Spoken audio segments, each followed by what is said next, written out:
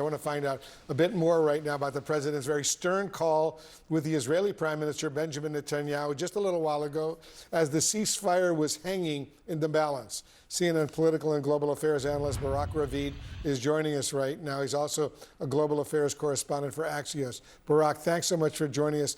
I want to read what the president posted on his Truth Social site earlier this morning after cursing out both Israel and Iran. He wrote this, and I'm quoting Trump. Israel is not going to attack Iran. All planes will turn around and head home while doing a friendly plane wave to Iran. Nobody will be hurt. The ceasefire is in effect. Barak, what did you learn about that conversation between Trump and Netanyahu that led to that post? Hi, Wolf. According to Israeli news official, this call was pretty difficult. One U.S. official told me Trump was very direct and firm with what he told Netanyahu. He basically told Netanyahu abort mission. And Netanyahu, according to Israeli officials, told the president, look, I can't abort mission. The Iranians violated the ceasefire. They fired the missile. I have to do something. So at the end, Netanyahu told Trump that he's going to scale back this attack. And from a list of a dozen targets, many of them in the center of Tehran, at the end, the IDF struck one target, one radar outside of Tehran, which I think it's a pretty unprecedented thing that, you know, the president of the United States goes out in public calling on Israel to abort mission, and Israel doesn't.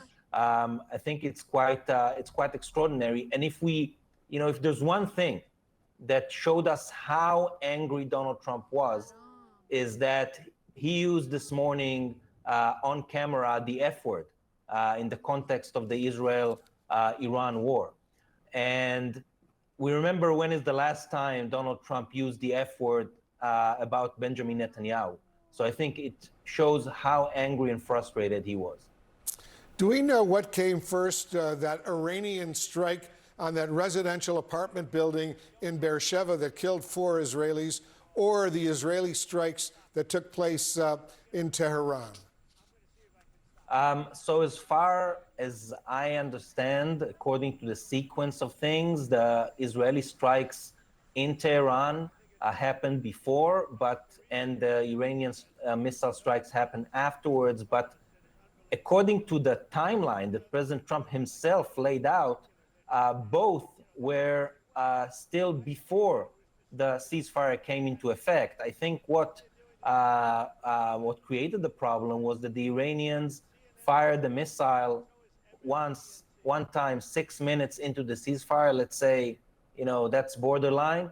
But the second time they fired a missile 3 hours into the ceasefire. And while the missile was intercepted, didn't hit anything, it was still, something that Israel saw as a violation and threatened to strike in retaliation in the center of Tehran.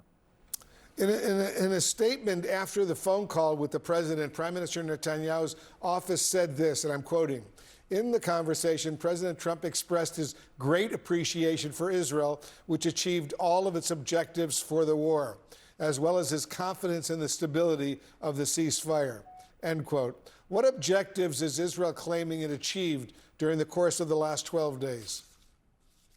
So I think there's no doubt that Israel achieved almost completely its 2 main objectives, which were, number one, destroying the Iranian nuclear program. I think the program, even if it's not 100% destroyed, it has been severely damaged, and it would take the Iranians a long time to bring this program back to a place where they can even try to produce a nuclear weapon. The other thing is the Iranian ballistic missile program. While the Israelis set out an ambitious goal of, removing this threat completely, they did not. But they, I think, degraded Iranian ballistic missile capabilities significantly. At least 50%, maybe even 60% of Iran's launchers were destroyed. A lot of Iran's ballistic missile production lines have been destroyed, and Iran is in a different place on its ballistic missile capability today. Let me just get a final quick answer from you, Barak. You agree with me that President Trump seemed more anti-Israel than he was anti-Iranian in his public remarks this morning? I don't know if he was anti-Israel, but he was definitely putting the onus on the Israeli side. There is no doubt about it. A White House source says the president held a firm and direct call with Israeli Prime Minister Benjamin Netanyahu after those comments. Minutes later, Mr. Trump took to social media posting, Israel is not going to attack Iran. All planes will turn around and head home while doing a friendly plane wave to Iran. Israel says it refrained from additional strikes after that conversation. Earlier, it says it struck a radar site north of Tehran. And Iran fired a missile into the residential building in the Israeli town of Beersheva before the ceasefire took effect. Israel says at least 4 people were killed. Well, CNN's Jeff Zeleny is in Washington, D.C. With us this hour for the reaction. And Jeremy, pretty extraordinary to see the President of the United States using that kind of language against an ally in the form of Israel, one of its closest allies. But clearly it has had an effect. The president now on the train to the NATO summit. What do we expect there on arrival? Look, President Trump is flying to the NATO summit in the Netherlands. He'll be there on the ground for about 24 hours, but he is coming armed with this ceasefire deal, which, as you said, Christina, is still holding at the moment, but it is fragile. There's no doubt about that.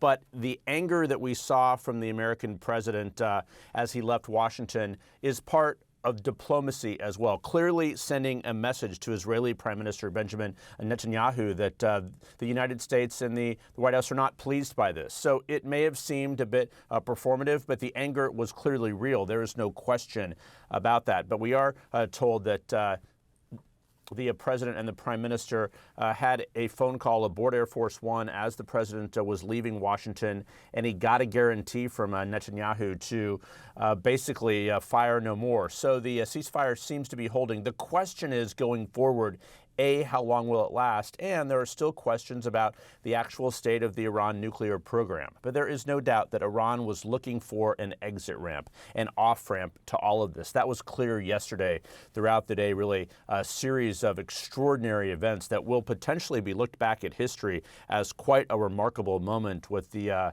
Americans reaching out to the Qataris to negotiate a bit of diplomacy with the Iranians, even as the Americans were talking to the Israelis, even as the strikes were being fired on the Al Udeid Air Force Base in just outside of Doha. So all of that taken together, I'm told, was part of one piece of this. But the United States clearly wants to broker this ceasefire. We will see what happens at the NATO summit. But already we're being told the president is being congratulated for his role in this. And of course, that is part of all of this as well. But he clearly wants to move on, turn the page, and to suggest that this is over. But history would show that this conflict has been burning, of course, for centuries. So it's unlikely that forever a ceasefire is at hand. But for the moment, at least, a fragile one appears to be. Christina? Yeah, very dependent on whether this ceasefire holds as to whether this will be seen as a win for Donald Trump. Jeff, I appreciate your comments with us this hour. Thank you. Sure.